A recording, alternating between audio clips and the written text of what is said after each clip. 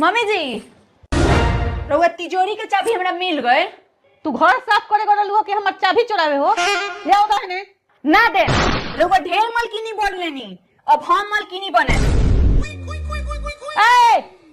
ए हो तिजोरी की चाबी तारा मेरी बाका। हाँ हमरे भी बा। ठीक बा, जाके 500 रुपया लिया के दो तो। ठीक बा। हाईली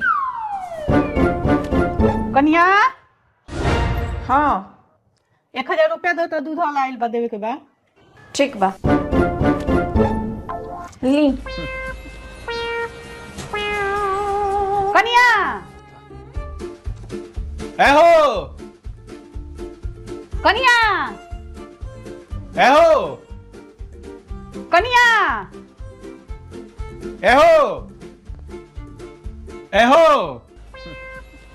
हाँ कोई का